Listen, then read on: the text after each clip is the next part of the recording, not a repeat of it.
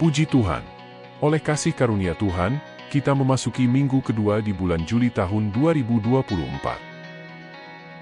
Mari perhatikan bersama pengumuman dan warta gereja berikut ini.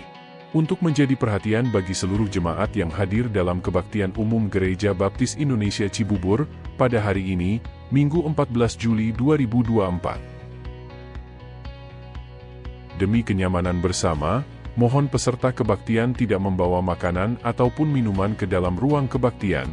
Ini bukan gedung bioskop. Demi kenyamanan bersama, mohon tidak keluar masuk atau lalu lalang di ruang kebaktian saat acara masih berlangsung. Panitia Keuangan dan Bendahara telah melaporkan catatan persepuluhan Jemaat Baptis Cibubur, periode Januari hingga Mei 2024. Laporan sudah ada di papan pengumuman gereja, silahkan memperhatikannya. Akan ada perjamuan Tuhan pada kebaktian Minggu, 14 Juli 2024. Mohon Jemaat Baptis Cibubur menyiapkan diri untuk dapat ambil bagian di dalamnya. Rapat Panitia Perancang Gereja akan diadakan hari ini, setelah kebaktian Minggu 14 Juli 2024. Mohon Panitia Perancang dapat menyiapkan diri. KPW Cibubur akan bersekutu pada hari Jumat, 19 Juli 2024, jam 7 malam di rumah Bapak Legiman Sastro Prawiro. Kemudian KPW Kranggan akan bersekutu pada hari Sabtu, 20 Juli 2024, jam 5 sore di rumah Bapak Martin Nainggolan. Gereja Baptis Indonesia Cibubur memiliki 2 kantong persembahan. Kantong yang berwarna merah untuk persembahan dan persepuluhan, sedangkan kantong emas untuk pembangunan gedung gereja. Bagi Bapak, Ibu dan Saudara yang mengikuti kebaktian secara online, dapat memberikan persembahan atau persepuluhan melalui transfer ke nomor rekening BCA atas nama Krisnawati 8770859027 yang akan dilaporkan di WhatsApp grup gereja. Jika ada kesalahan penulisan nomor dan nominal, dapat memberitahukan ke Gembala Sidang untuk dikoreksi. Data kehadiran kegiatan gereja minggu lalu di Gereja Baptis Indonesia Cibubur. Kegiatan jam doa, Rabu 3 Juli 2024. Hadir di gedung gereja sebanyak 31 orang dan yang hadir secara online sebanyak 16 orang. Kegiatan persekutuan gabungan WBI, PBI dan PKMB, Sabtu 6 Juli 2024, dihadiri sebanyak 29 orang. Kegiatan sekolah minggu pada hari Minggu 7 Juli 2024, dihadiri oleh 56 orang. Kegiatan kebaktian umum, pada Minggu 7 Juli 2024, dihadiri sebanyak 89 orang. Data kehadiran kegiatan gereja minggu lalu di TPW Namotrasi. Kegiatan Persekutuan Wanita Baptis Indonesia Namotrasi, Senin 1 Juli 2024, dihadiri oleh 12 orang. Kegiatan Jam Doa, Kamis 4 Juli 2024, dihadiri oleh 13 orang. Kegiatan Persekutuan Kaum Muda Baptis Namotrasi, 6 Juli 2024, dihadiri sebanyak 10 orang. Kegiatan Sekolah Injil Liburan pada hari pertama, Sabtu 6 Juli 2024, dihadiri sebanyak 30 orang. Kegiatan Sekolah Injil Liburan pada hari kedua, Minggu 7 Juli 2024, dihadiri sebanyak 35 orang. KKR Sekolah Injil Liburan pada Minggu 7 Juli 2024, dihadiri sebanyak 21 orang. Kegiatan Kebaktian Minggu, 7 Juli 2024, dihadiri oleh 44 orang. Petugas kebaktian hari ini, Minggu 14 Juli 2024. Pembawa acara, Bapak Edi Sulistiono. Pemain musik, Saudari Naomi, Saudara Peter, Saudara Aaron dan Saudara Damas. Petugas persembahan, Bapak Sujud Prasetyo dan Ibu Ria Kurniasi. Operator slide, Saudari Rahel. Operator OBS, Saudara Antoni Halim. Operator sound system, Saudara Boy Adilkan Zai. Petugas penerima tamu, Bapak Dinar dan Ibu Veta. Petugas keamanan, Bapak Dandung Murdianto. Serta petugas perjamuan Tuhan, yaitu Bapak Rudi Padmanto dan Bapak Awi Halimi Harja. Mohon menyiapkan diri, para petugas untuk kegiatan gereja minggu depan. Petugas jam doa pada Rabu 17 Juli 2024. Pembawa renungan, Bapak Rudi Patmanto. Pembawa acara, Ibu Tini Widayati. Pemain musik, Saudari Wilhelmina. Operator sound system, Bapak Purnomo. Operator slide, Saudara Kevin Mahardika. Operator OBS, Saudara Damasaka Kristuaji. Pembukaan sekolah minggu, pada Minggu 21 Juli 2024. Ibu Ria Kurniasih, diiringi pemain musik, Saudara Zefanya Tristan. Petugas Kebaktian Umum, Minggu 21 Juli 2024. Pembawa acara, Bapak Diki Setiawan. Singers, Saudari Rahel Yunistin dan Saudara Peter. Pemain musik, Saudara Johli Ondang, dan Saudara Zefanya Tristan.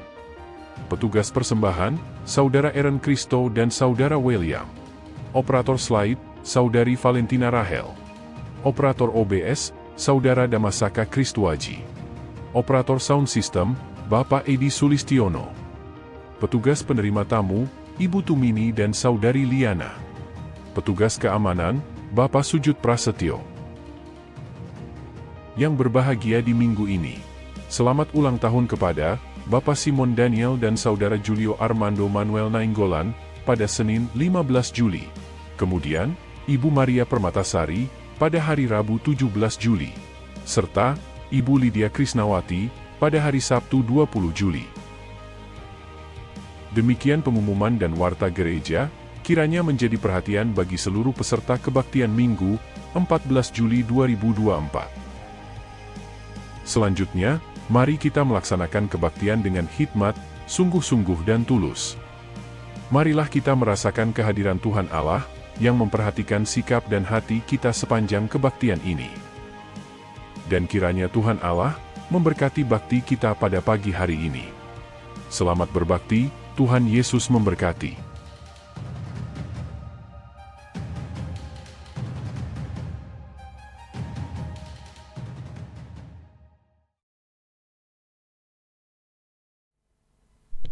Shalom. Selamat pagi Bapak Ibu Saudara, mohon maaf atas keterlambatan. Hari Sabtu kemarin ada kabel tambahan dipasang di proyektor ini. Cek kabel ini berfungsi tapi lupa cek yang lainnya sehingga ada gangguan. Mohon maaf, TV sini tidak berfungsi, belakang tidak berfungsi, hanya depan. Saya kira semua bisa memperhatikan depan. Ya.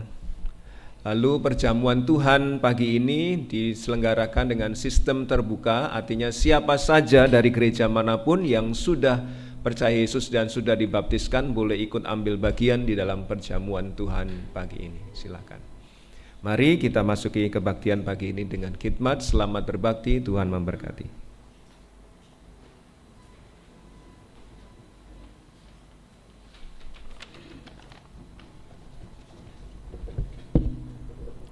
Salam. Selamat pagi Bapak Ibu Saudara sekalian. Apa kabar? Luar biasa, puji Tuhan. Bapak Ibu Saudara yang kasih dalam Kristus, pagi hari ini hari spesial di mana kita akan ada perjamuan Tuhan bersama-sama. Mari kita menikmati ibadah ini dengan bersama-sama bangkit berdiri. Mari kita mendengarkan panggilan berbakti dari Mazmur 118, 116, 12 sampai dengan 14. Demikian firman Tuhan. Bagaimana akan kubalas kepada Tuhan segala kebajikannya kepadaku? Aku akan mengangkat piala keselamatan dan akan menyerukan nama Tuhan. Akan membayar nasarku kepada Tuhan di depan seluruh umatnya. Mari kita akan membalas kebaikan Tuhan. Kasih Tuhan yang begitu besar di dalam kehidupan kita. Tuhan yang telah memulihkan kehidupan kita, di mana kita saat terpuruk, Tuhan bangkitkan kita.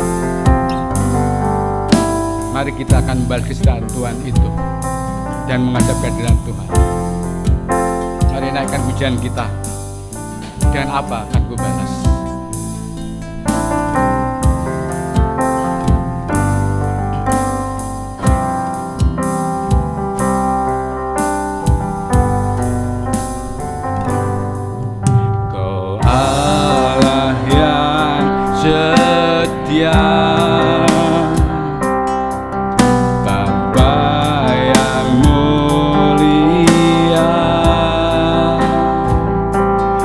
kasih-Mu besar Tuhan, Kau pulihkan hidupku,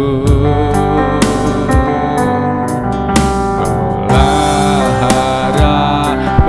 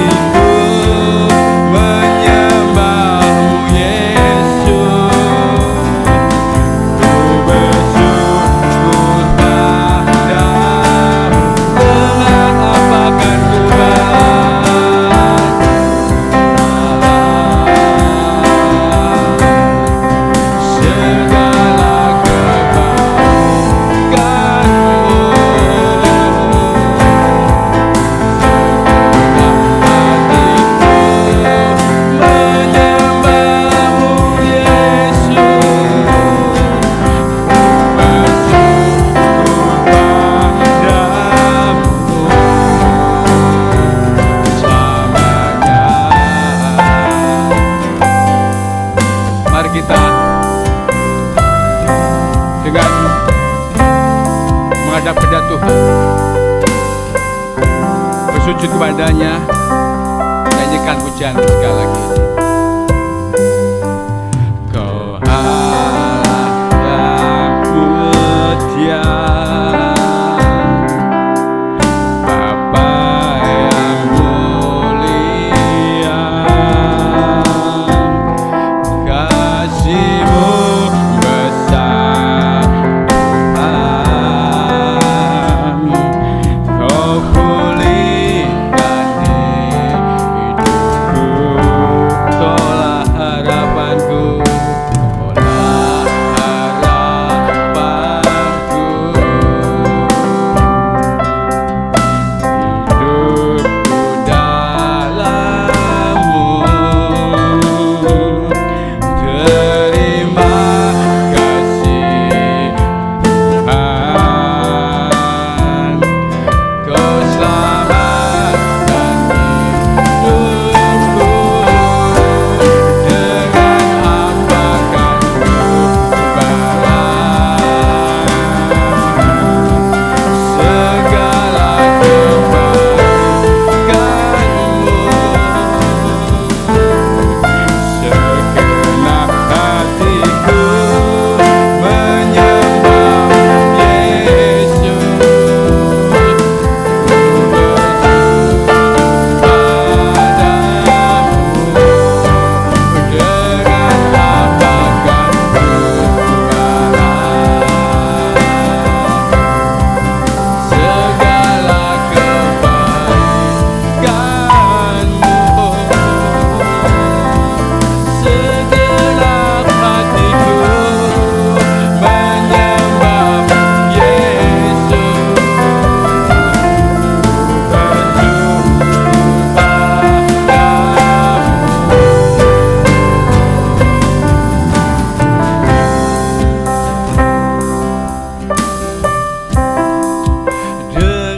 apakan ku balas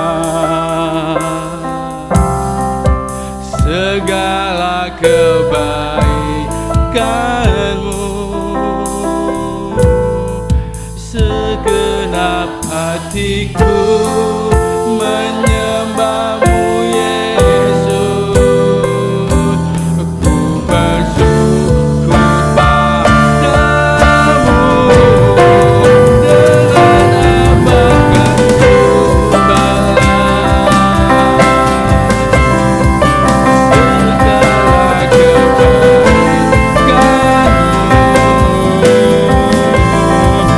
Segenap hatiku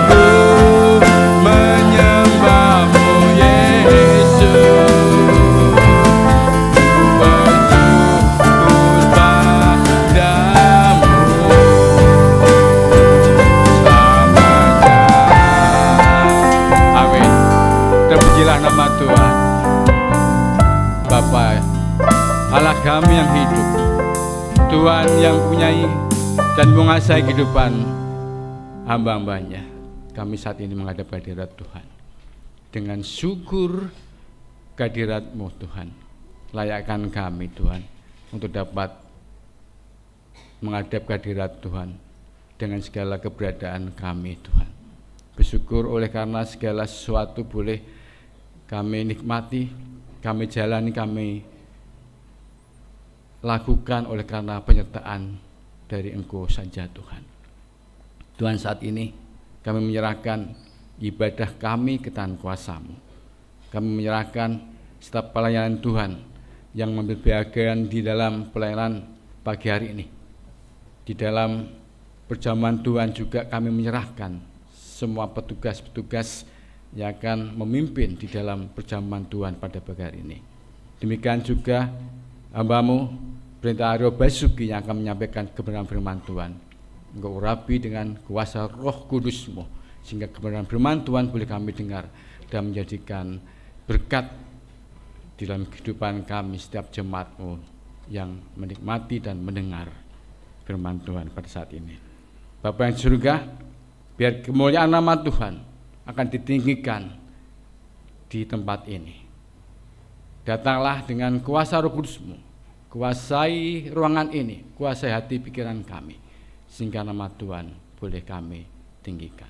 Di dalam nama Tuhan Yesus Kristus kami berdoa, amin. Sidang masih tetap berdiri, kita akan menaikkan nyanyian kisah iman. Tuhan kita adalah Raja segala raja. Dia yang patut kita sembah, tiada satu Allah lain di hadapan kita. Dan mari kita akan menyembahnya dengan ucapan syukur, karena bahwa dialah yang perkasa, yang dapat memimpin dan menguatkan kehidupan kita pada umatnya. Mari naikkan pujian ini. Dia Raja. Boleh dengan sukacita, tepuk tangan.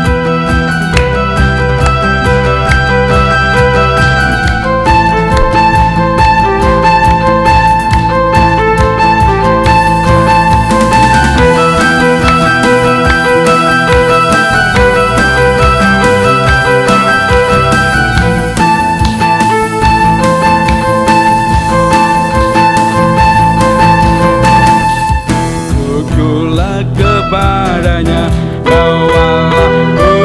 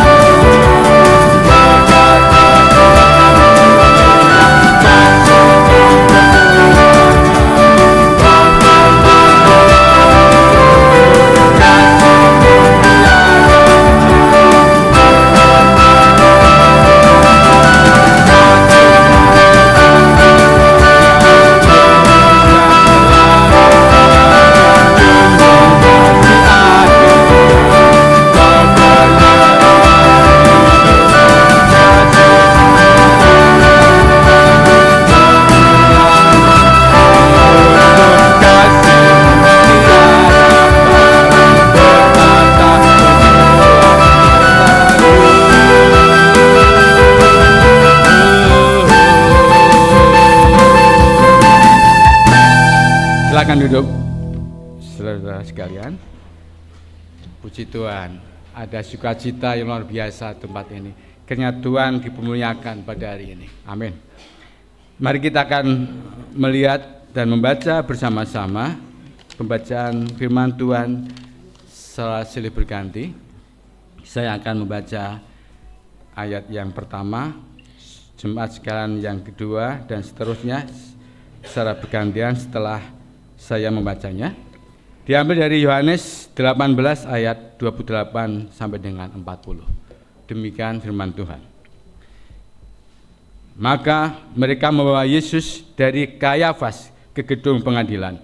Ketika itu hari masih pagi, mereka sendiri tidak masuk ke gedung pengadilan itu supaya jangan menajiskan diri, sebab mereka hendak makan Paskah.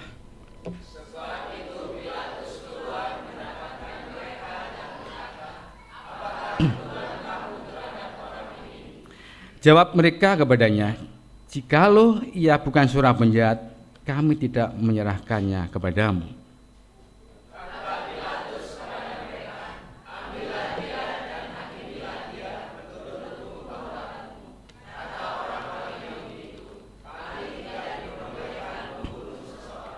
Demikian hendaknya supaya genaplah firman Yesus yang dikatakannya untuk menyatakan bagaimana caranya ia akan mati.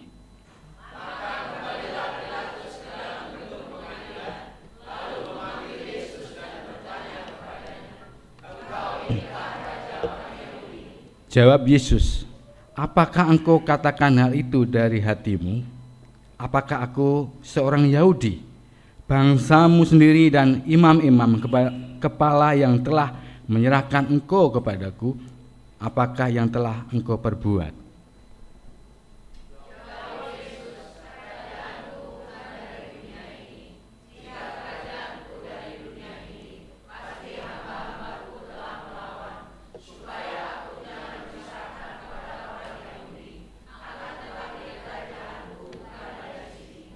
Maka kata Pilatus kepadanya, "Jadi engkau adalah raja?" Jawab Yesus, "Engkau mengatakan bahwa aku adalah raja. Untuk itulah aku lahir dan untuk itulah aku datang ke dalam dunia ini, supaya aku memberi kesaksian tentang kebenaran. Setiap orang yang berasal dari kebenaran mendengarkan suaraku."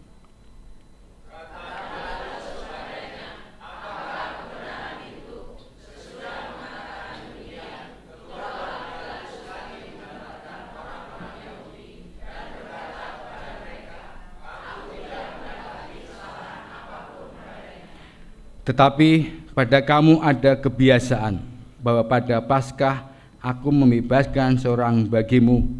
Maukah kamu supaya aku membebaskan raja orang Yahudi bagimu?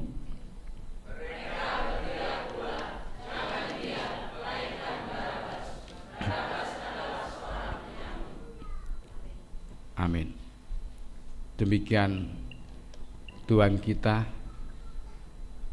disamakan seperti seorang penyamun penjahat, dan dia rela berkorban nyawanya dan disalib supaya genaplah firman Tuhan yang dijanjikan bagi umatnya untuk penebusan dosa kita.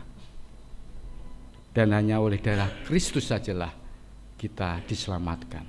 Kita naikkan pujian kesaksian kita, hanya oleh darah Yesus.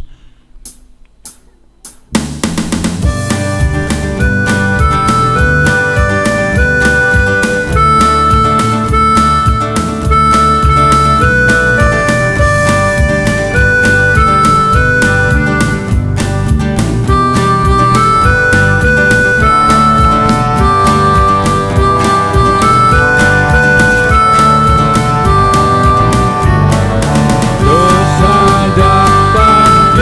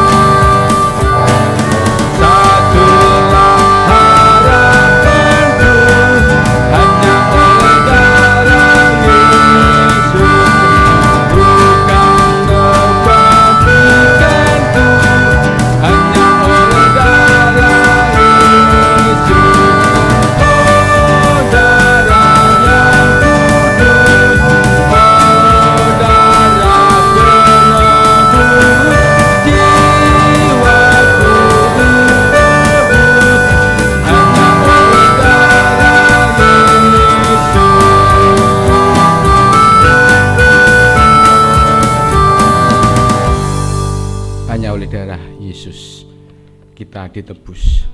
Saatnya kita akan memberikan ucapan syukur kita melalui persembahan yang terbaik buat Tuhan. Petugas untuk mempersiapkan diri.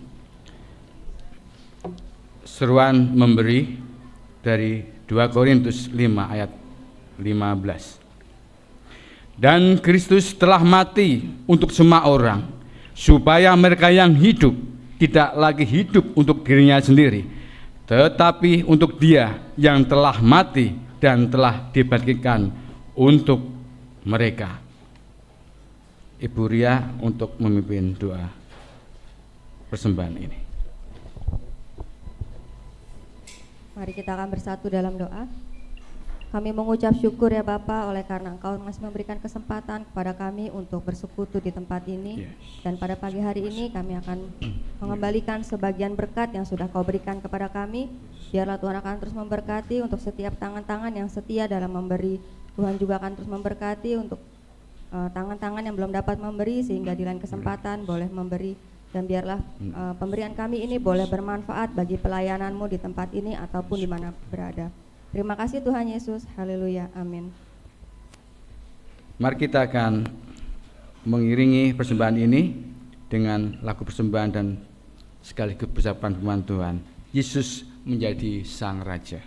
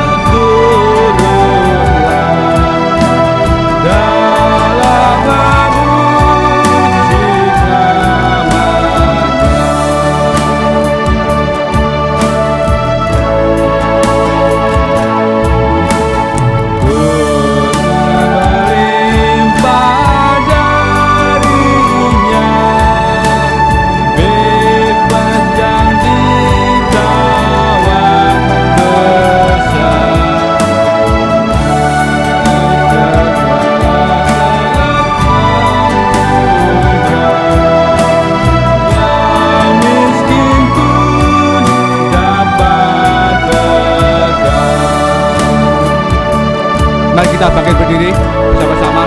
Pendeta akan masuk dalam.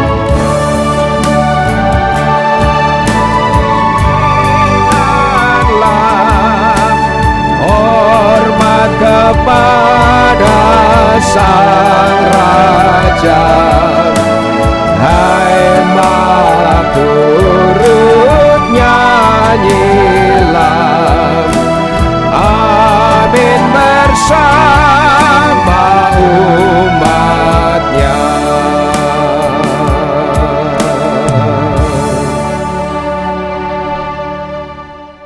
Kami bersyukur ada kesempatan untuk bernyanyi bersama malaikat di surga, memuji memuliakan nama Tuhan. Tapi kami juga bersyukur ada kesempatan bagi kami untuk menyatakan bakti kami kepada Tuhan lewat persembahan perpuluhan. Kami juga bersyukur bahwa saat ini Tuhan memberi kami kesempatan untuk memperhatikan firman Tuhan, baik di dalam pembacaan ayat-ayat Alkitab maupun memperhatikan penjelasannya. Berkuasalah atas kami Roh Kudus-Mu sendiri yang telah mengilhamkan firman-Mu kepada para penulis Alkitab, Roh Kudus-Mu itu jugalah yang akan menolong kami memahami firman-Mu, menjadi pedoman bagi kehidupan kami, pelita dan terang bagi jalan kami. Kami serahkan waktu ini ke dalam tangan kuasa-Mu, berkuasa atas hamba-Mu, atas seluruh jemaat-Mu, agar kami semua beroleh berkat firman Tuhan. Di dalam nama Tuhan kami Yesus Kristus, Sang Raja kami. Di dalam nama Yesus Kristus itulah kami memohon pimpinan-Mu. Haleluya. Amin. Silakan duduk kembali Bapak Ibu Saudara. Terima kasih MC, pemain musik sudah menolong kita memuji memuliakan nama Tuhan. Bapak Ibu Saudara yang dikasihi Tuhan,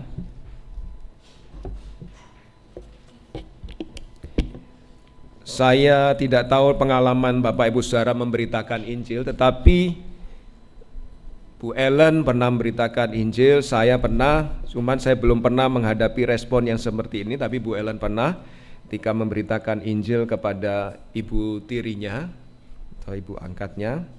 Ibunya merespon begini, "Len, agamamu agamamu, agamaku agamaku."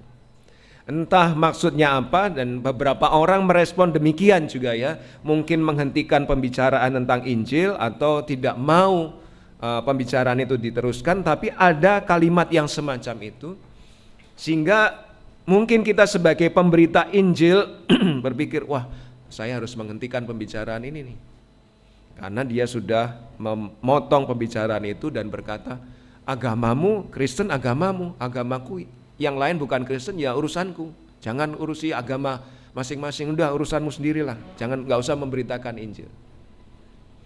Tapi di dalam kebenaran kalimat yang itu ya, ada terkandung pemahaman bahwa kebenaranmu berlaku untuk dirimu, ya, kebenaranku berlaku untuk diriku, sehingga kebenaranmu nggak bisa untuk diriku, kebenaranku mungkin juga nggak bisa untuk dirimu. Sehingga pernah juga di dalam suatu kebaktian hendak memakamkan orang Kristen yang meninggal, di tempat pelayanan saya dulu di Lampung itu, kita cukup guyup ya, cukup rukun satu dengan yang lain sesama orang Kristen. Termasuk kadang kalau ada orang Kristen anggota gereja A meninggal, kadang-kadang diizinkan pendeta gereja baptis, pendeta denominasi lain berkhotbah, entah di pemakamannya atau pemberangkatan tutup peti atau pemberangkatan jenazah dan sebagainya. Denominasi yang lain dipersilahkan menyampaikan firman Tuhan.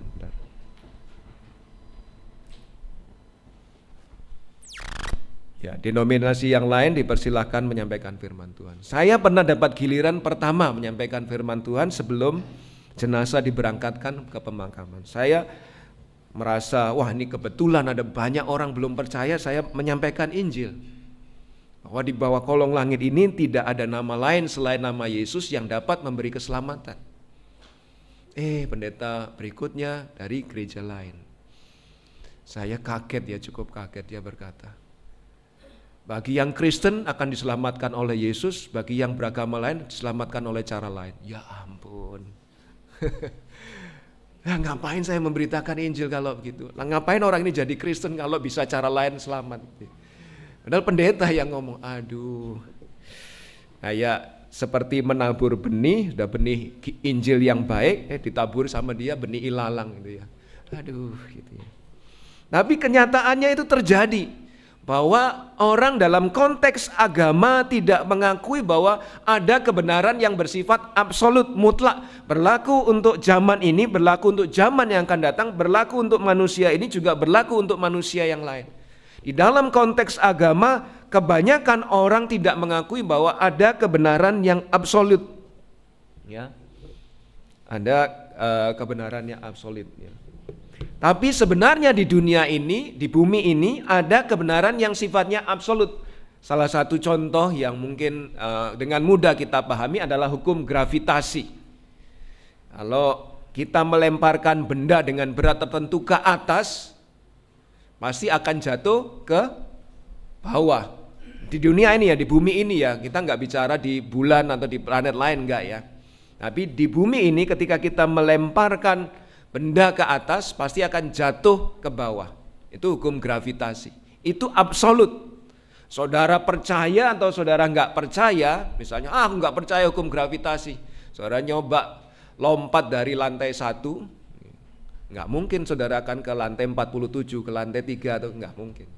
Dari lantai 1 lompat pasti jatuhnya ke basement atau ke lantai di bawahnya. Karena hukum gravitasi yang absolut itu berlaku, saudara percaya atau enggak, saudara orang lulusan IPA atau lulusan IPS tetap berlaku itu. Itu absolut, kebenaran absolut. Ternyata ada kebenaran yang absolut di dalam konteks yang lain. Ya, meskipun di dalam konteks agama, orang, Pak itu kan konteksnya ilmu pengetahuan. Kalau konteks agama nggak bisa begitu, nggak ada kebenaran absolut. Agamamu, agamamu, agamaku, agamaku. Yang berlaku kebenaran bagimu belum tentu berlaku bagiku. Tapi kenyataannya di bumi ini ada kebenaran yang absolut. Nah, Yesus diakui sebagai guru yang baik. Diakui sebagai guru yang baik. Ketika orang saya nggak percaya Yesus itu Tuhan, saya percaya Yesus itu guru yang baik, saya percaya itu Yesus nabi.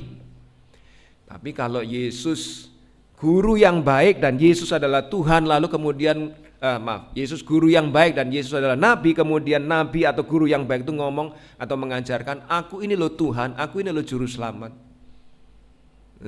Orang itu tidak percaya, berarti status atau sebutan yang pertama gagal dong. Disebut guru yang baik, lalu ketika guru yang baik itu ngomong, aku ini Tuhan, aku ini juru selamat, gak percaya. Berarti saudara menganggap, orang yang gak percaya itu menganggap bahwa pengajaranmu gak baik. Saya nggak percaya pengajaranmu. Atau kamu bukan nabi. Meskipun kalau nabi nggak mungkin menyatakan dirinya Tuhan, nggak mungkin menyatakan dirinya juru selamat. Sehingga sebutan yang pertama yang diberikan oleh orang itu nggak berlaku. Guru yang baik nggak berlaku, nabi nggak berlaku. Maksud guru yang baik atau nabi mengajarkan kebohongan. Tapi kalau dia memang guru yang baik dan nabi, maka ketika dia menyatakan dirinya sebagai Tuhan, dia menyatakan dirinya sebagai juru selamat, masa dia menyatakan kebohongan? Harusnya itu dipercaya. Benar bahwa Yesus menyatakan kebenaran, bahwa dia dinyatakan sebagai pribadi yang benar, dan kebenarannya adalah kebenaran yang absolut, berlaku untuk orang zaman itu, berlaku untuk orang zaman ini, berlaku untuk orang yang tahu IPA, berlaku untuk orang yang tahu IPS, berlaku untuk orang yang percaya, berlaku juga untuk orang tidak percaya, berlaku untuk agama Kristen Nasrani, berlaku juga untuk agama lain, karena kebenaran Yesus adalah kebenaran yang absolut. Berlaku untuk semua manusia sejak kalimat itu diucapkan. Dan di Yohanes 14 ayat 6 Yesus berkata, akulah jalan dan kebenaran dan hidup, tidak ada seorang pun yang datang kepada Bapa kalau tidak melalui aku. Dan ini kebenaran yang absolut. Yesus menyatakannya.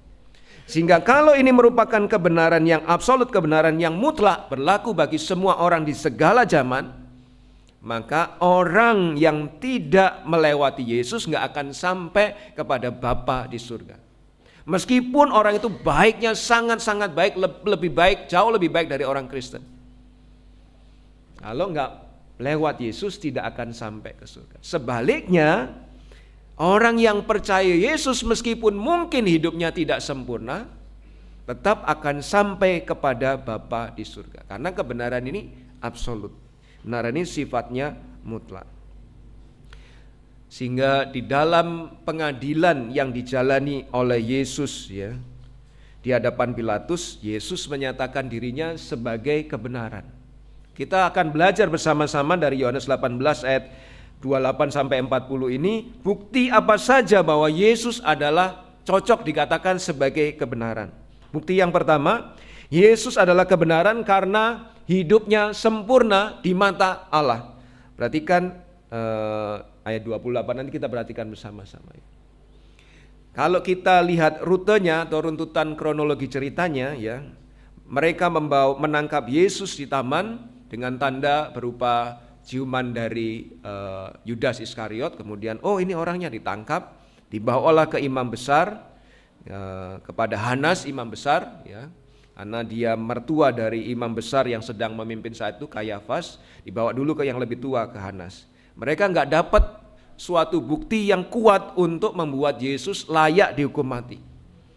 Lalu kemudian dibawalah Yesus kepada Kayafas, imam besar yang sedang memimpin pada saat itu. Dan Injil Yohanes tidak menceritakan, tapi di Injil yang lain diceritakan tentang proses pengadilan di tempat Kayafas, di mana diajukan saksi-saksi yang tidak sinkron antara satu dengan yang lain supaya Yesus terlihat salah dan layak dihukum mati. Tapi di Injil Yohanes tidak diceritakan, kita tadi hanya menangkap di ayat 28 ini. Ya, mereka membawa Yesus dari Kayafas, tapi situasi pengadilan di Kayafas tidak diceritakan. Mereka membawa Yesus dari Kayafas ke gedung pengadilan, ketika itu hari masih pagi, mereka sendiri tidak masuk ke gedung pengadilan itu supaya jangan menajiskan diri, sebab mereka hendak makan Paskah. Kembali ke slide sebelumnya, Kak Rahel. Ini kenapa kok dibawa ke Pilatus? Karena mereka nggak punya hak untuk menjatuhkan vonis atau eksekusi hukuman atas Yesus, sehingga mereka sudah punya pikiran, ini harus dihukum mati, tapi mereka nggak punya kuasa. Yang punya kuasa adalah pemerintah Romawi yang menjajah mereka. Sehingga setelah imam besar Hanas nggak berhasil membuktikan Yesus salah, imam besar Kayafas nggak berhasil membuktikan Yesus salah, tapi mereka sudah punya pikiran ini bakal divonis mati. Tapi mereka nggak boleh membunuh, karena yang punya hak untuk menjatuhkan eksekusi, melaksanakan eksekusi hukuman mati itu pemerintah Romawi yang berkuasa atas mereka. Sehingga mau nggak mau mereka harus membawa kepada pimpinan pemerintah Romawi, dalam waktu itu adalah Gubernur Pontius Pilatus. Ya. Slide berikutnya di ayat 28 tadi. Nah, ini patut kita pahami ya. Di ayat 28 dikatakan pagi-pagi, benar mereka mungkin belum buka pengadilannya, mungkin Pontius Pilatus belum buka jam kerja, tapi mereka sudah datang karena ngebet ya, dari malam sudah bawa Yesus pengadilan yang tidak adil. Mereka ngebet pingin mengadili Yesus ya. Tapi anehnya mereka nggak mau masuk ke gedung pengadilan. Karena dikatakan di ayat 28 kembali, mereka mau ya peristiwa Yesus itu menjelang peringatan atau perayaan Paskah ya. Dan kalau mau ikut Paskah, perayaan Paskah, mereka nggak boleh menajiskan diri. Ketika masuk ke gedung milik orang bukan Yahudi yang ada gambar-gambar atau patung-patung pemimpin sebelumnya atau ada simbol-simbol yang lainnya, itu dianggap najis. Jadi kalau masuk ke gedungnya saja dianggap najis. Itu juga mungkin kita alami ya. Ada orang keyakinan lain masuk ke rumah orang Kristen nggak mau karena sudah ada foto Yesusnya dan ini dan sebagainya. Nah, kita ya orang Yahudi memperlakukan orang Romawi seperti itu. Nggak mau masuk ke gedung pengadilan lah. Itu kan miliknya non Yahudi. Kalau masuk kita najis, kalau kita najis nggak boleh ikut perjamuan Tuhan, nggak boleh ikut perayaan Paskah. Jadi mereka nggak mau menajiskan diri, tidak mau masuk ke gedung pengadilan. Ya. Tapi anehnya ya,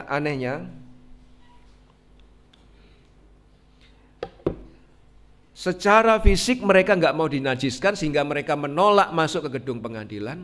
Tetapi secara niat ya, yang nggak kelihatan manusia ya, niat kan nggak kelihatan manusia, kelihatan nanti dari perbuatan.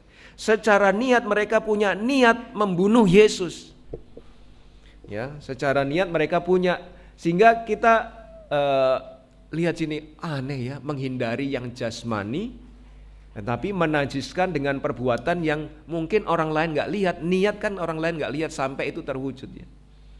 Ya. Mereka hendak membunuh Yesus yang menyatakan kebenaran, tapi mereka nggak mau menajiskan diri dengan masuk ke gedung. Ya. Sehingga aku nggak mau, ini mungkin kita lihat dalam zaman sekarang, aku nggak mau minum minuman keras kan haram. Tapi kalau dapat uang dari keuntungan jualan minuman keras mau nggak? Mau deh. Syukur kalau dapat itu. Nah ini seperti ini ya.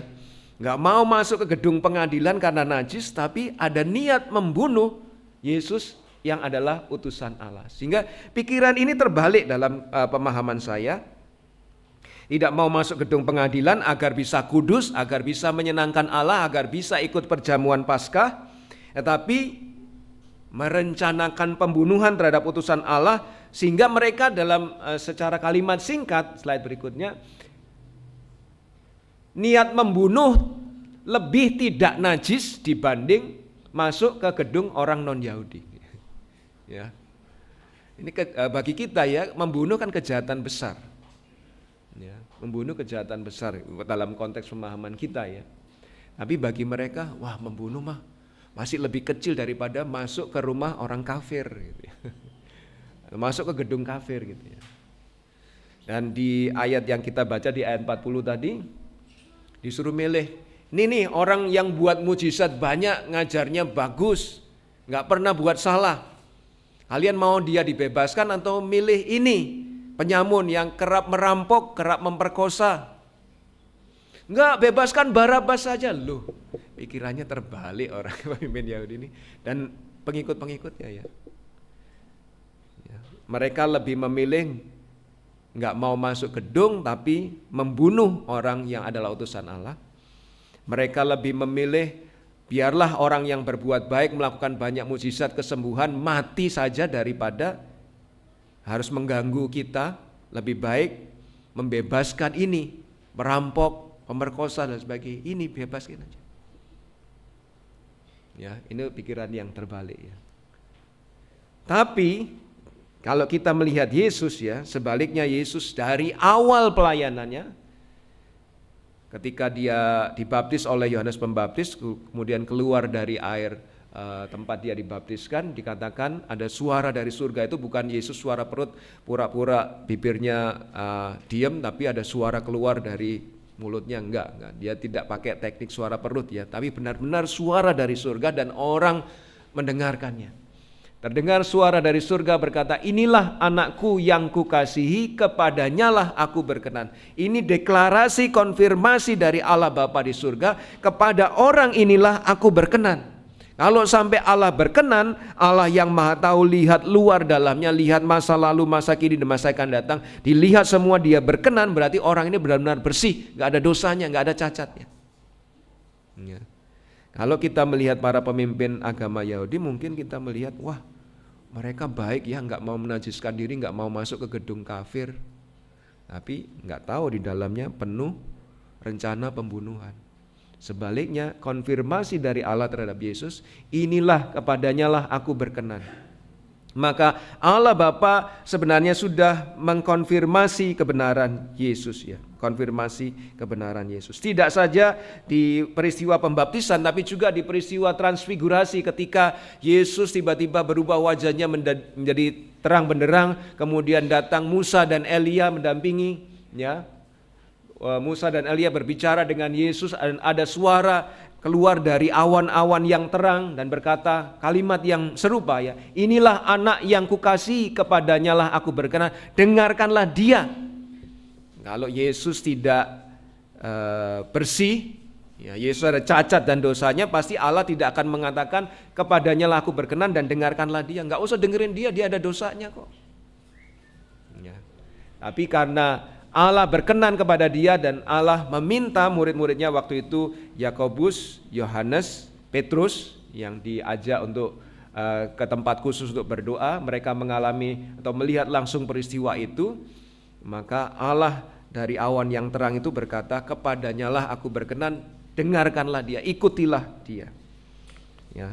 Yesus adalah pribadi yang benar dan itu dikonfirmasi Allah yang maha tahu ya.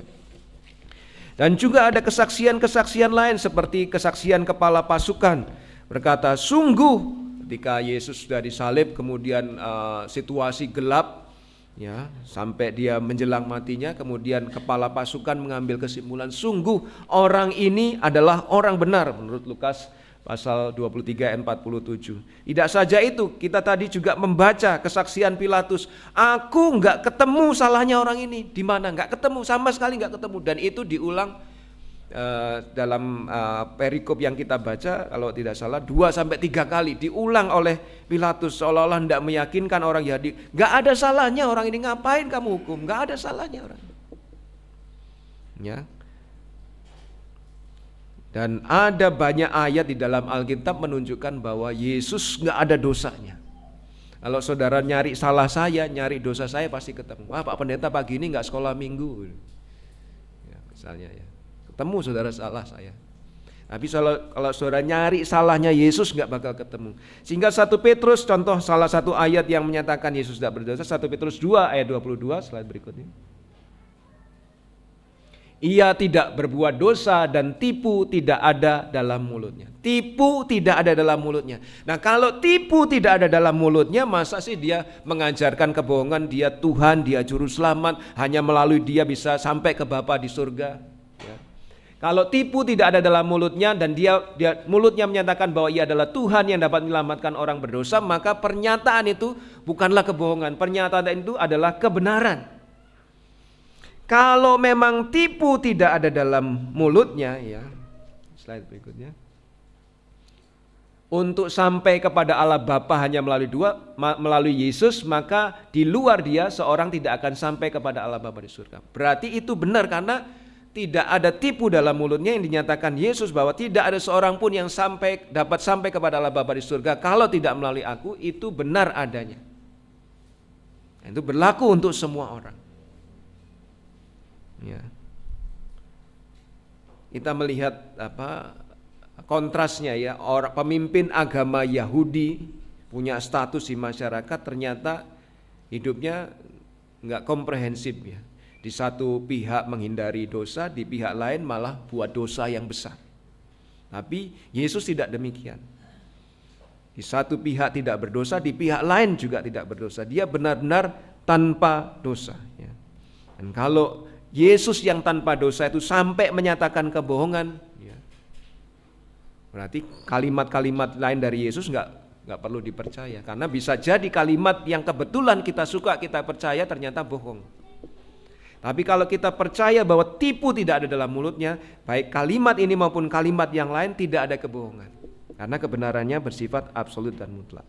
Sehingga pertanyaannya, slide berikutnya, apakah Bapak Ibu Saudara percaya kepada Yesus? Kalau tahu bahwa Yesus adalah kebenaran, puji Tuhan kalau saudara sudah percaya. Tapi ada juga orang-orang yang tidak mau percaya. Entah karena takut mengambil keputusan. Kalau memang ada yang takut mengambil keputusan, bisa minta tolong panitia keanggotaan Pak Awi, Bu Retno, Pak Dinar. Pak, temenin saya maju ke depan ambil keputusan. Boleh. Atau mungkin gak berani maju ke depan, angkat tangan dari tempat duduk. Boleh. Ya, halnya karena takut ya, tapi sebenarnya percaya. Kalau tipu tidak ada dalam mulutnya, mulut Yesus, maka yang diajarkan adalah kebenaran. Sehingga tidak ada pilihan lain, kamu mau percaya kebohongan atau kebenaran. Ya. Sehingga berimanlah kepada Yesus, karena di luar Yesus kita tidak akan pernah sampai ke surga, tidak akan pernah sampai kepada Allah Bapa di surga. Saudara coba cara apapun gak akan pernah sampai kepada Bapa di surga kecuali lewat Yesus. Sehingga Yesus Kristus adalah kebenaran, pantas disebut demikian karena dia adalah kebenaran. Hidupnya dikonfirmasi sebagai pribadi yang benar oleh Allah Bapa. Alasan kedua atau bukti kedua mengapa Yesus adalah kebenaran, karena semua nubuat tentang Yesus digenapi ya. Yesus berkali-kali memberitahu kepada muridnya bahwa ia harus menderita dan mati untuk keselamatan mereka yang percaya kepadanya. Meskipun bolak-balik juga muridnya sudah diajarin, tapi ada salah satu murid yang ngengkel, Petrus namanya ya, ditariklah Yesus. Enggak mungkin Yesus, enggak mungkin engkau mati. Ini sama seperti orang, saya percaya Yesus itu nabi, kalau nabi enggak mungkinlah mati. Utusan Allah kok mati. Ya, sama seperti ini anggapannya Petrus juga. Gak mungkin lah utusan dari Allah Bapa di surga kok mati. Gak akan terjadi itu. Sekali-sekali gak akan terjadi itu. Tapi Yesus berkata kepada Petrus, iblis enyalah kamu, karena kamu tidak memikirkan rencana Allah. Dan Yesus berkali-kali memberitahu kepada muridnya bahwa dia memang harus mati ya.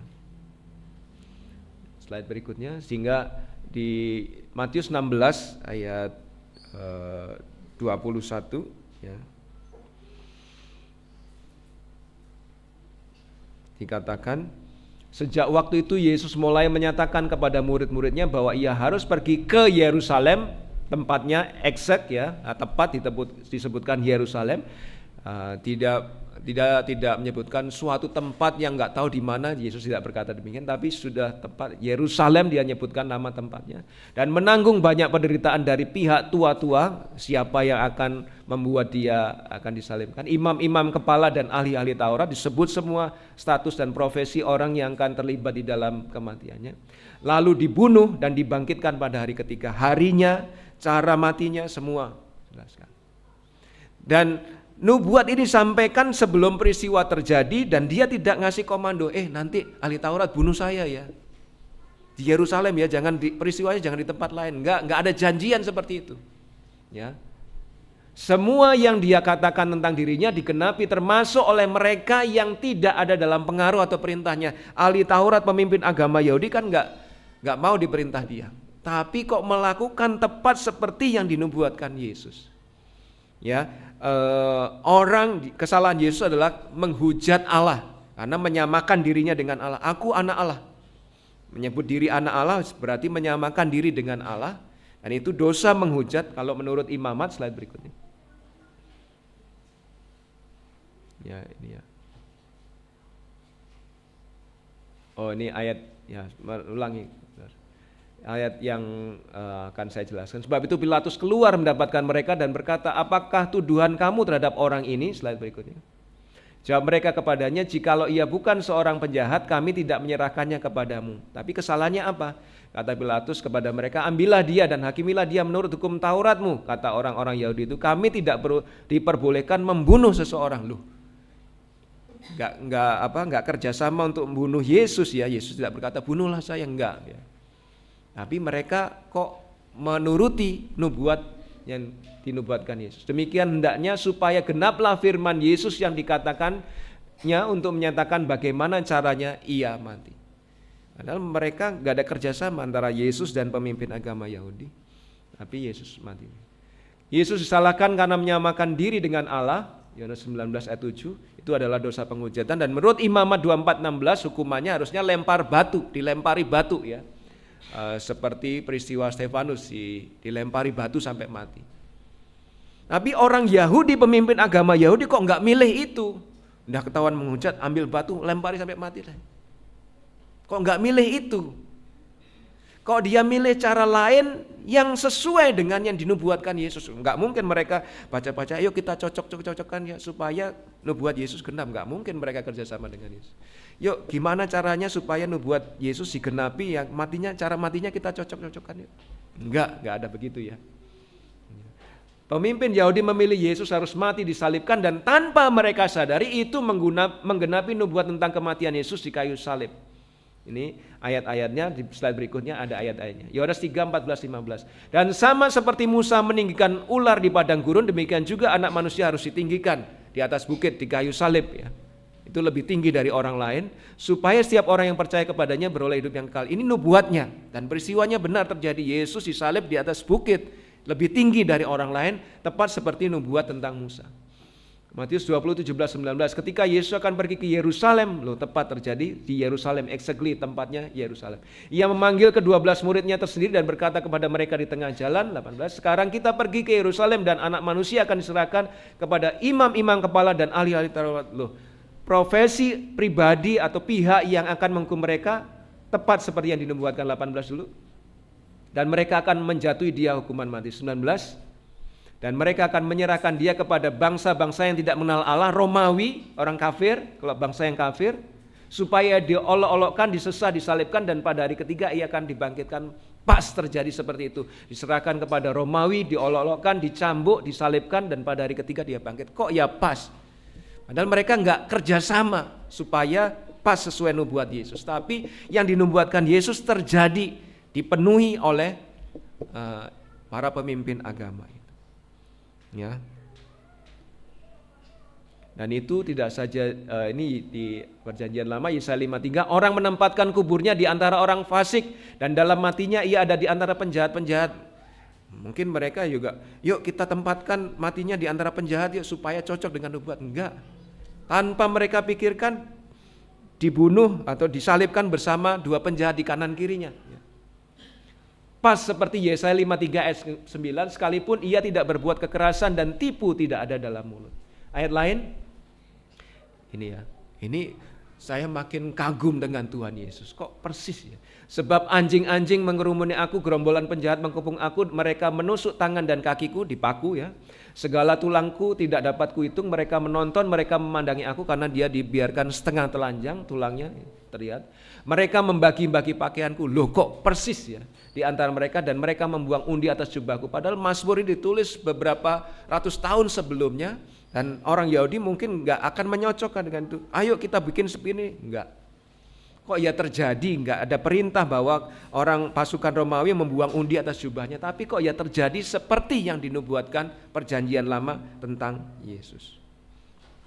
Ya, udah ketemu ya buktinya ya.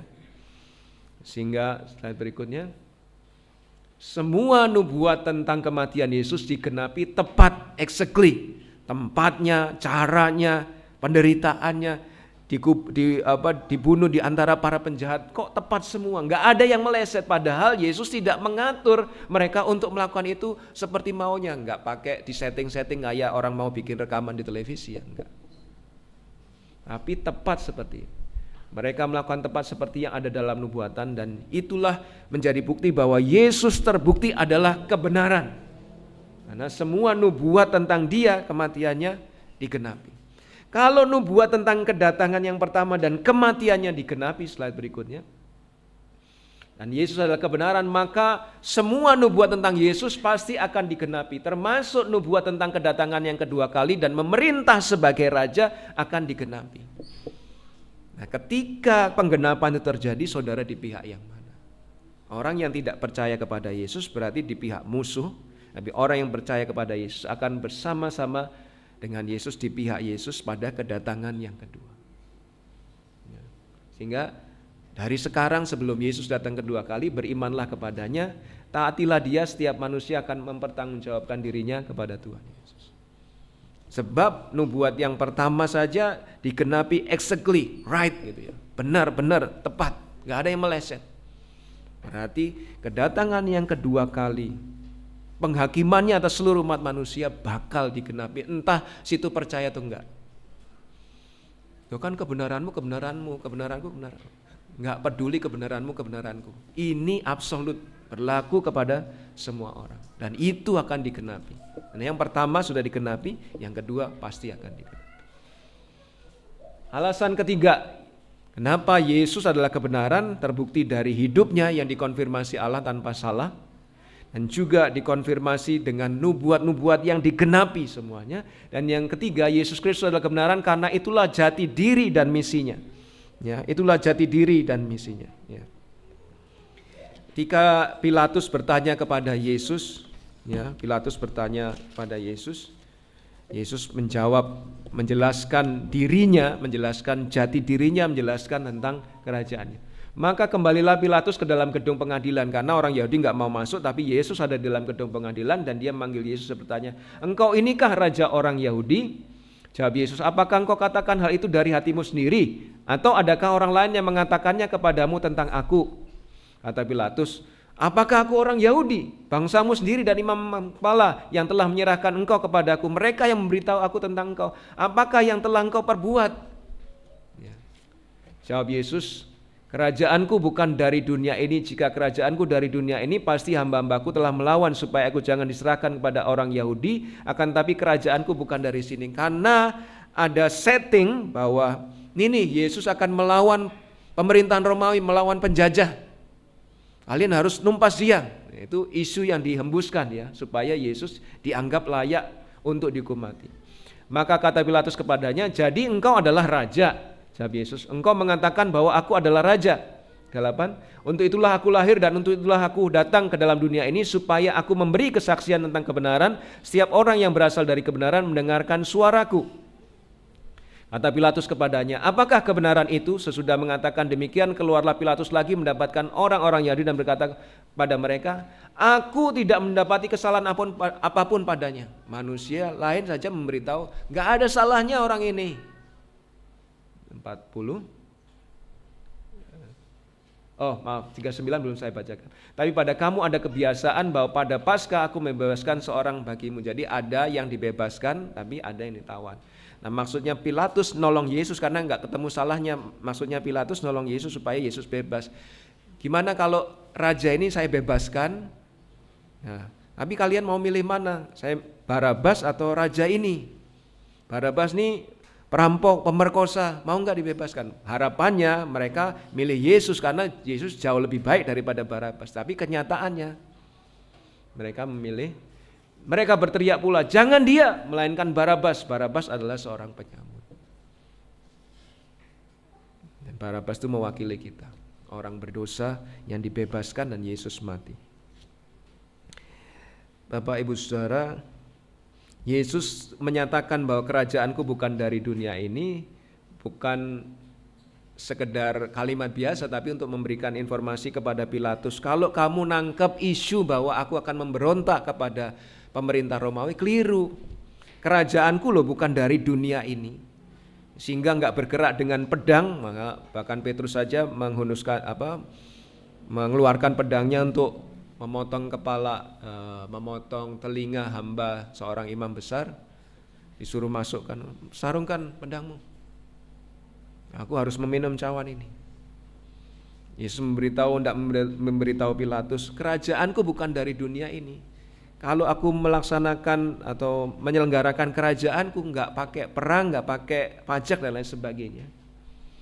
Ya. Dan kerajaanku kalau saya dirikan tidak akan mengganggu pemerintah Romawi.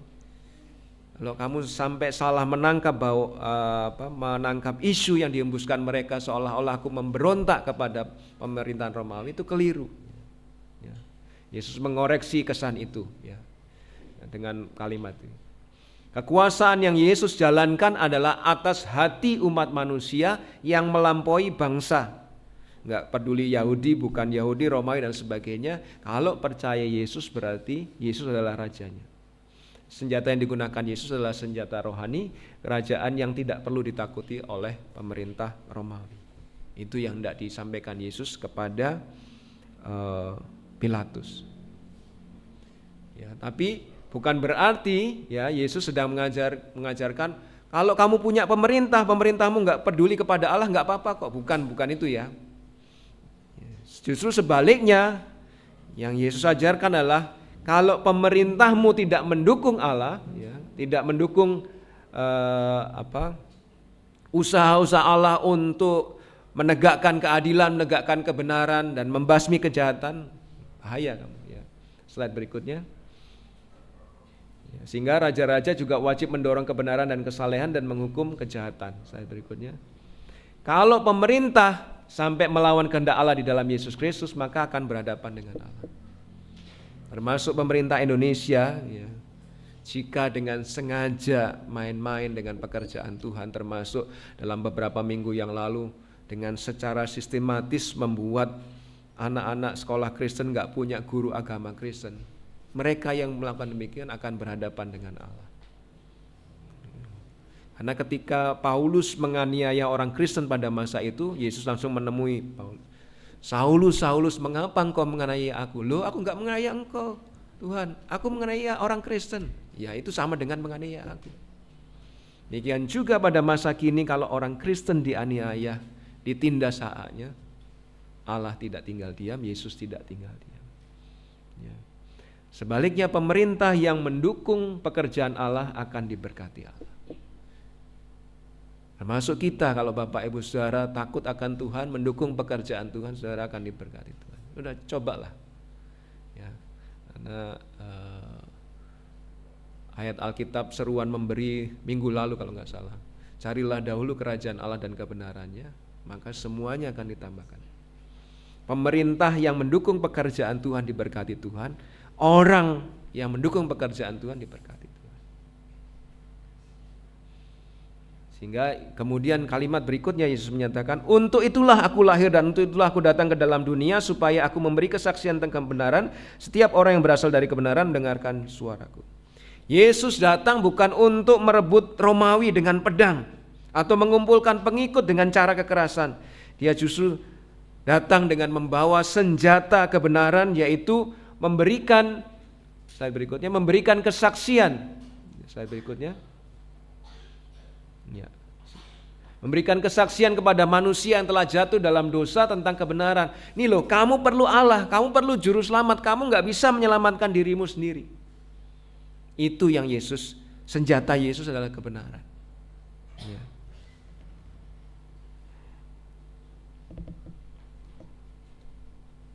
Dan dia tidak segan-segan menyampaikan itu kepada gubernur Romawi tadi. Slide berikutnya. Pontius Pilatus, gubernur Romawi yang sombong, dia menjelaskan, kamu kalau nggak percaya kebenaran ini, ya, bahaya hidupmu. Tapi Pilatus malah ngece ya, malah ngenyek, ya, menghina. Apa itu kebenaran? Bukan pingin tahu, tapi alah kebenaranmu apa sih gitu. Seolah-olah berkata begitu. Saya nggak peduli kebenaran. Dan Yesus datang menjadi saksi Allah terhadap dunia yang rusak ini. Dia tidak segan-segan menceritakannya kepada Pilatus meskipun Pilatus menghinanya. Ya. Sehingga orang Kristen, pengikut Kristus di segala zaman harus ingat tingkah laku Yesus. Tingkah laku Yesus adalah mempromosikan kebenaran Allah. Ya. Maka kita pun orang percaya harus demikian. Kita harus menjadi saksi kebenaran Allah. Garam di tengah kebejatan, slide berikutnya. Ya, garam itu garamnya, atasnya terang, garam dan terang dunia, terang di tengah kegelapan. Kita pria dan wanita yang bersaksi bagi Tuhan melawan dosa dan dunia. Ya, kalau Bapak Ibu Saudara kemarin ikut jam doa Rebo, entah secara online atau hadir di gedung gereja, kita diingatkan kita ini saksi Yesus, kita ini duta besar Kristus. Dimanapun kita dilihat seperti kita hidup dalam akuarium. Gimana sih orang Kristen ini hidup? Kalau hutang disaur enggak sih? Gitu ya. Orang Kristen ini hidup gimana sih? Jujur enggak sih? Orang Kristen ini gimana sih hidup? Di sekolah malas enggak sih? Di tempat kerja suka telat enggak sih? Semua diperhatikan.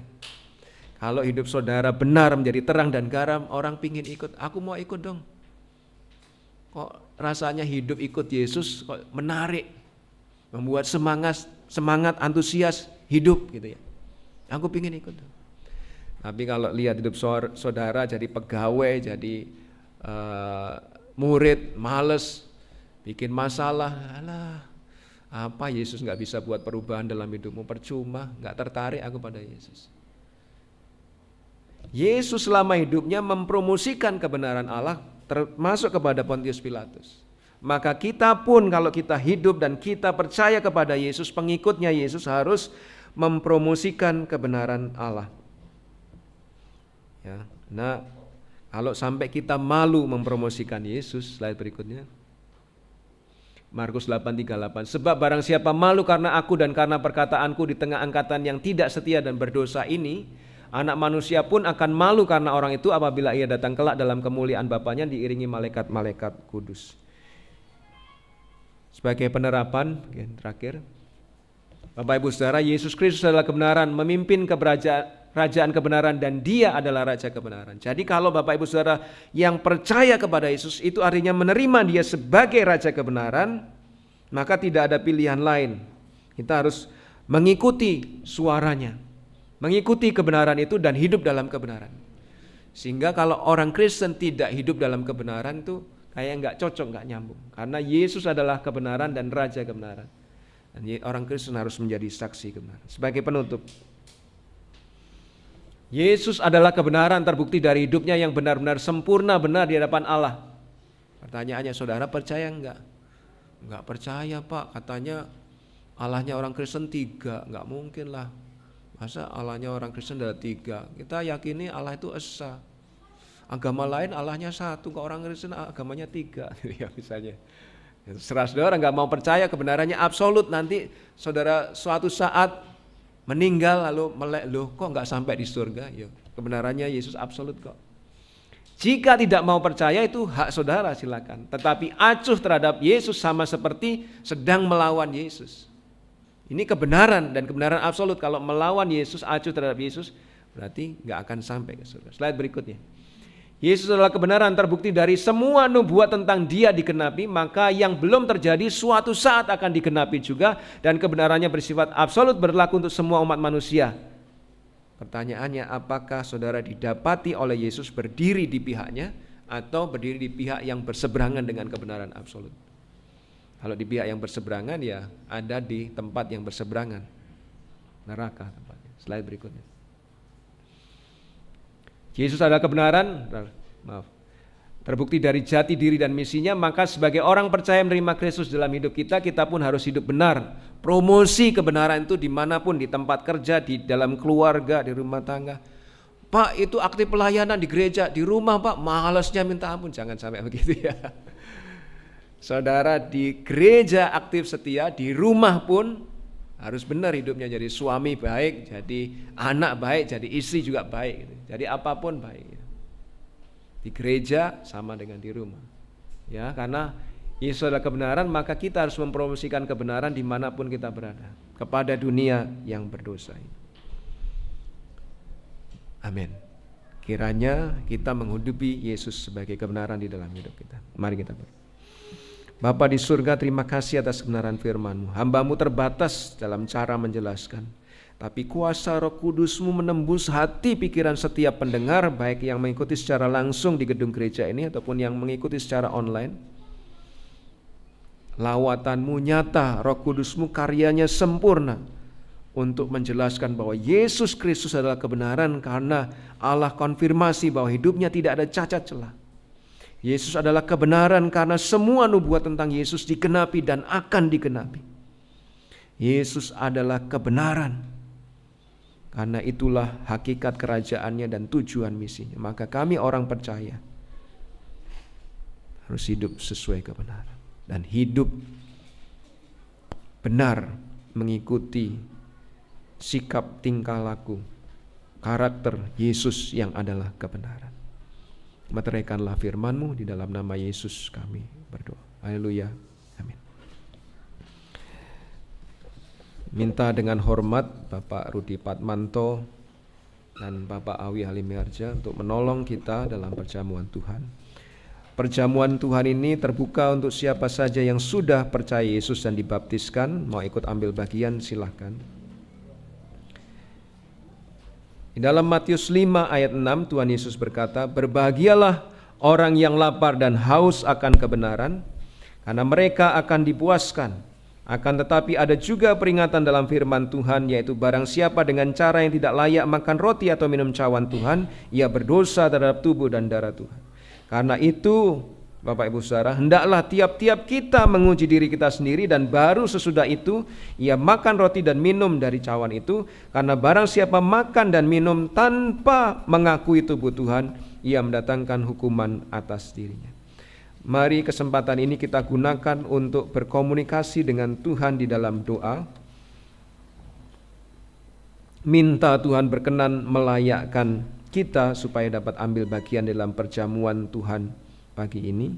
Segala kenajisan kita dibersihkan oleh kuasa darah Yesus. Silakan musik, instrumen dimainkan, dan Bapak Ibu Saudara berdoa secara pribadi untuk berkomunikasi dengan Allah. Minta Tuhan melayakkan kita. Silakan.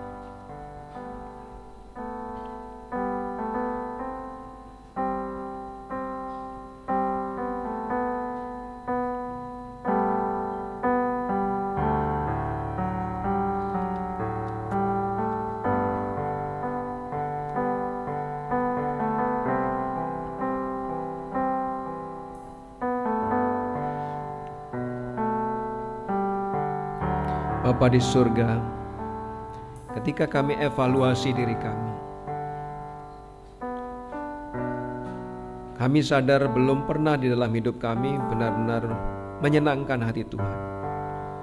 Selalu ada saat di mana kami mengecewakan hati Tuhan, entah dengan perkataan kami, entah dengan perbuatan kami, ataupun dengan pikiran kami yang tidak terlihat oleh manusia lain.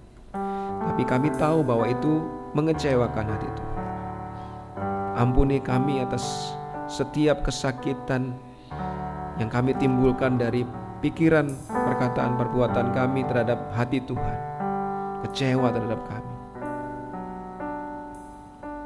Ampunilah kami. Kami percaya janji firman-Mu di dalam 1 Yohanes 1 ayat 9 bahwa ketika kami mengaku dosa kami, maka Allah setia dan adil dan akan menyucikan kami dari segala kesalahan dan pelanggaran kami, sehingga kami layak di hadapan. Apapun kesalahan itu, mungkin pikiran kami yang tidak benar, Mungkin perkataan kami menyakiti sesama kami atau tidak sesuai dengan kehendak Tuhan. Mungkin perbuatan kami menyimpang dari jalan Tuhan. Ampunilah kami. Layakkanlah kami orang berdosa ini mengalami anugerah Tuhan, kasih karunia Tuhan sama seperti yang telah dialami Barabas. Orang berdosa itu tapi diselamatkan oleh kematian Yesus Kristus. Kami hendak mengenang pengorbanan Yesus Kristus di kayu salib. Layakkanlah kami. Terima kasih ya Bapa di surga. Dalam nama Yesus Kristus kami siap ambil bagian dalam perjamuan Tuhan. Haleluya. Amin.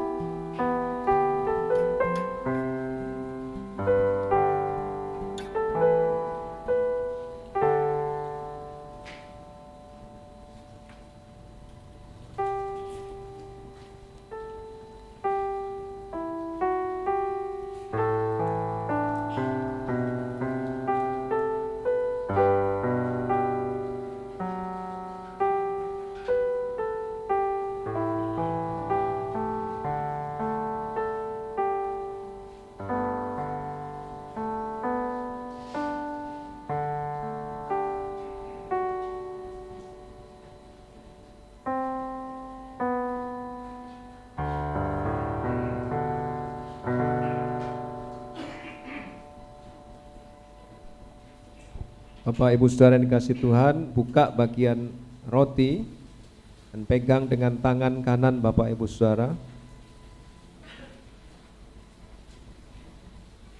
Lalu angkat dengan tangan kanan Bapak Ibu Saudara.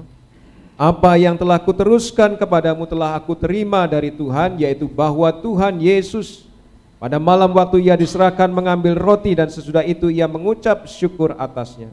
Ia memecah-mecahkannya dan berkata, inilah tubuhku yang diserahkan bagi kamu. Perbuatlah ini menjadi peringatan akan aku. Bapak Awi Halimiharja akan memimpin kita dalam doa ucapan syukur atas roti yang melambangkan tubuh Yesus. Tuhan Allah Bapa kami di surga, kami mengucap syukur ya Tuhan atas kesempatan yang Kau berikan kepada kami. Kami boleh mengikuti perjamuan kudus pada pagi hari ini. Kami percaya semua itu karena penyertaan Tuhan dalam kehidupan kami. Tuhan, roti ini berlambangkan tubuh-Mu ya Tuhan. Berarti kami ada di dalam Engkau ya Tuhan. Kiranya kami juga boleh menerapkan kehidupan Engkau di dalam kehidupan kami ya Tuhan. Kuatkan iman kami untuk boleh mengenang karya Tuhan di dalam hidup kami. Terima kasih ya Bapa di surga. Ampuni atas dosa dan kelemahan kami. Dalam nama Tuhan Yesus Kristus kami berdoa dan mengucap syukur. Haleluya. Amin. Kata Yesus kepada mereka, "Akulah roti hidup. Barang siapa datang kepadaku, ia tidak akan lapar lagi. Dan barang siapa percaya kepadaku, ia tidak akan haus lagi. Inilah tubuhku yang diserahkan bagi kamu. Perbuatlah ini menjadi peringatan akan aku. Ambillah, makanlah, inilah tubuhku." Mari kita makan roti ini dengan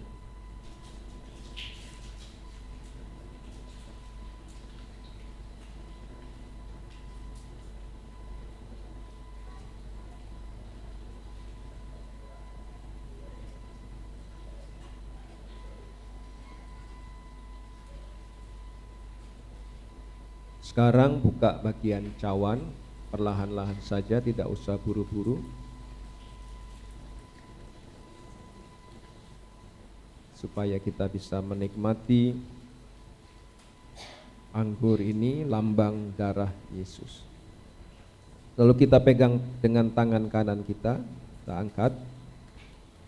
Demikian juga Tuhan Yesus mengambil cawan sesudah makan lalu berkata, "Cawan ini adalah perjanjian baru yang dimeteraikan oleh darahku. Perbuatlah ini setiap kali kamu meminumnya menjadi peringatan akan aku, sebab setiap kali kamu makan roti dan minum cawan ini, kamu memberitakan kematian Tuhan sampai ia datang." Bapak Rudi Patmanto akan memimpin doa ucapan syukur atas anggur yang melambangkan darah Yesus.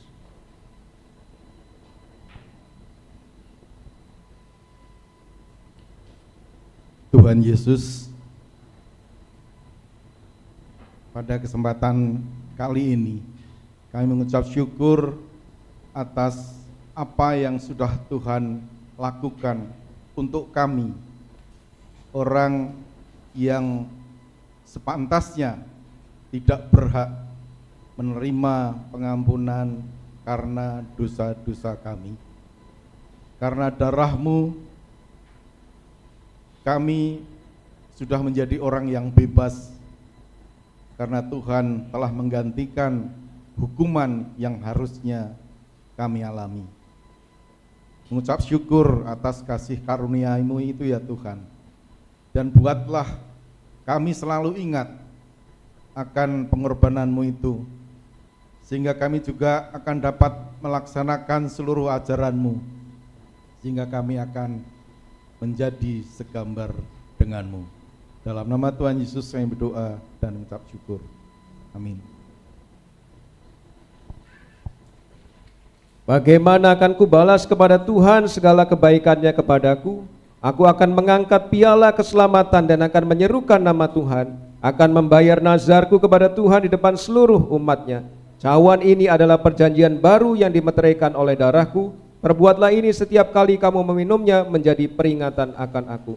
Minumlah kamu semua dari cawan ini. Mari kita minum dengan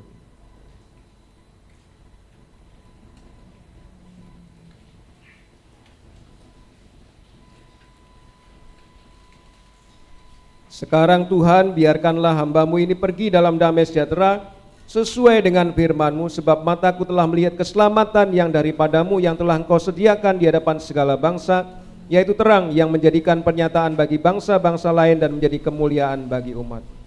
Bapa di surga, kami bersyukur karya keselamatan yang telah dijalani Yesus dengan peristiwa salib, menolong kami orang-orang berdosa mendapatkan pengampunan, bahkan mendapatkan jaminan hidup kekal kelak bersama Bapa di surga. Kami bersyukur Tuhan. Kami bersyukur atas kesempatan untuk memperingati mengenang pengorbanan Yesus dengan makan roti dan minum anggur. Biarlah semua ini menjadi peringatan yang begitu kuat di dalam hati pikiran seluruh hidup kami untuk hidup bagi Yesus yang telah menggantikan tempat kami orang berdosa. Biarlah kami mengikuti kehidupan Yesus yang hidup di dalam kebenaran untuk senantiasa menjalani kebenaran itu di dalam seluruh kehidupan kami, dalam perkataan, perbuatan, pikiran, seluruh keberadaan. Kami bersyukur atas perjamuan Tuhan di dalam nama Tuhan Yesus Kristus. Haleluya. Kita tolong Pak Rudi, Pak Abu. Mari kita bersama-sama merespons semua ini dengan menyanyi nyanyian pujian nomor 233, Hidup bagi Sang Penebus.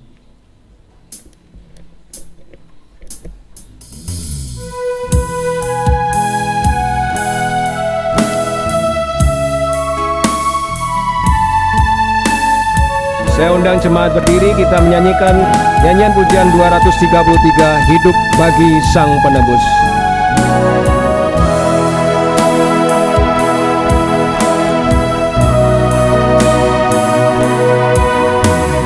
Hidup benar bagi Sang Penebus, selalu setia dan gembira terus. Ku serahkan diri dengan sepenuh. Inilah jalan berkat bagiku. Ya Yesus Juru Selamat, ku serahkan diriku, karena telah Kau serahkan hidupmu bagiku. Hatiku katamu, ku serahkan diri, terimalah ya Tuhan hidupku.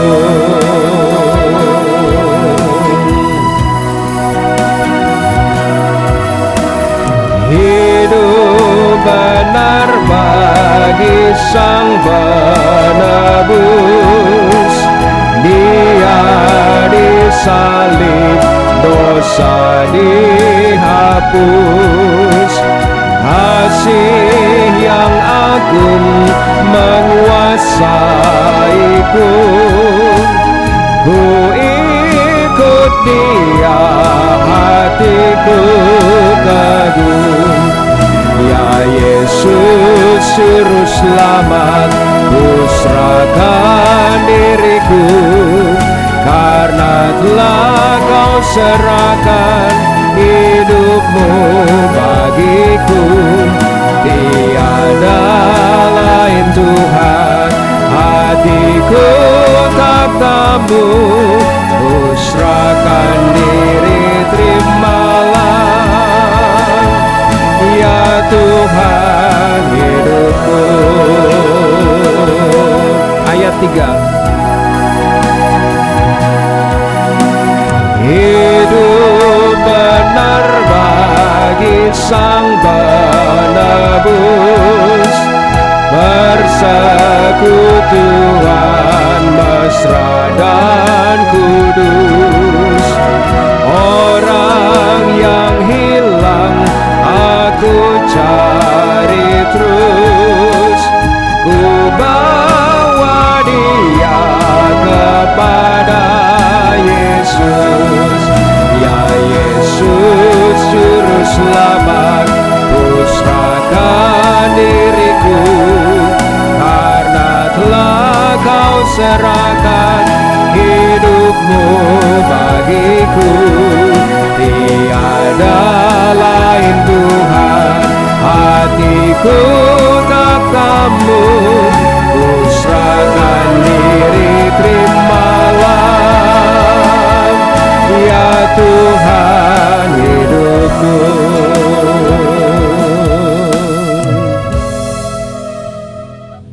Inilah yang kami yakini, inilah komitmen kami. Tolonglah kami hidup benar bagi Yesus Kristus Sang Penebus kami. Karena Dia adalah kebenaran, kami pun sepantasnya, sepatutnya hidup dalam kebenaran. Terima kasih atas pimpinan-Mu dari awal, pertengahan hingga akhir kebaktian ini ya Tuhan. Kiranya Tuhan berkenan akan bakti kami. Kami bersyukur telah melewati bagian demi bagian dan tiba saatnya kami hendak mengakhiri kebaktian ini. Kembali kepada aktivitas tugas dan tanggung jawab kami masing-masing kembali ke tempat kami masing-masing. Mohon perlindungan penyertaan Tuhan dari tempat ini sampai di rumah kami masing-masing dalam keadaan sehat dan selamat. Mohon kemampuan, kekuatan, penyertaan Tuhan untuk kami hidup di dalam kebenaran sebagaimana Kristus adalah kebenaran. Ketika berinteraksi dengan orang-orang di dunia ini, dalam perkataan, perbuatan, sikap, tingkah laku, dan pikiran kami senantiasa di dalam kebenaran. Kami tidak sanggup kecuali Tuhan mendampingi, menyertai, bahkan Tuhan berkenan ada di dalam diri kami. Berkat-Mu Engkau limpahkan atas setiap pribadi untuk mengalami kuasa, pertolongan, dan kasih Tuhan dalam apapun pergumulan yang dihadapi. Tuhan berkenan memberkati keluarga demi keluarga sehingga harmonis, rukun, saling mengasihi, saling mengampuni, saling mengerti oleh karena kasih yang dari surga Tuhan curahkan atas setiap keluarga. Sehingga hubungan antara suami dan istri, orang tua dan anak, kakak, beradik, saudara, bersaudara sungguh mewakili suasana surga yang penuh kasih. Demikian juga Tuhan berkenan memberkati usaha dan pekerjaan jemaat-Mu termasuk yang sedang berjuang mendapatkan pekerjaan. Pertolongan-Mu nyata untuk membukakan pintu-pintu berkat dari surga buat tiap jemaat-Mu, sehingga mereka dapat memenuhi kebutuhan hidup sehari-hari, merencanakan masa depan mereka, dan dapat mendukung pekerjaan Tuhan melalui persembahan perpuluhan mereka. Tuhan, berkatilah jemaat-Mu lebih dari semua berkat jasmani atau berkat materi. Mampukan kami semua ya Tuhan untuk mengasihi Tuhan lebih sungguh lagi, untuk menjadi berkat bagi sesama kami. Terima kasih. Kami bersyukur kepadamu. Saudaraku yang terkasih, kiranya kasih yang dari Allah Bapa, anugerah yang dari Yesus Kristus, hadirat persekutuan di dalam Roh Kudus menyertai Bapak Ibu Saudara semuanya mulai saat ini sampai Maranatha Tuhan Yesus datang menjemput orang percaya. Di dalam nama Yesus Kristus yang begitu mengasihi kami, teladan kebenaran kami, di dalam nama Yesus Kristus itulah kami bersyukur dan berdoa. Haleluya. Amin. Doa nikmat.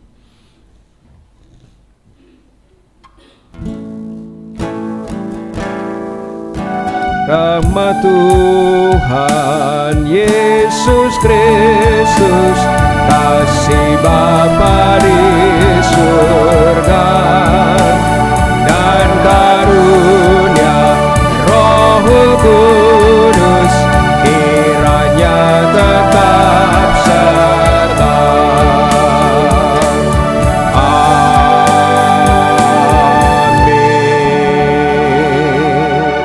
Selamat hari Minggu, Tuhan memberkati.